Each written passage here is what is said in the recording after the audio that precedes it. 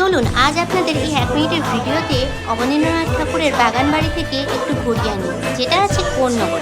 আপনারা যারা হাওড়ার দিকে থাকেন তারা খুব তাড়াতাড়ি কোন্নগরে সহজেই চলে আসতে পারবেন। মাত্র 10 টাকার টিকিটে এত সুন্দর মনোরম পরিবেশ আপনারা পেয়ে যেতে পারেন। তাই নিজের সঙ্গীকে সঙ্গে করে নিয়ে আসুন আর সুন্দর সময় কাটান আর উপভোগ করুন।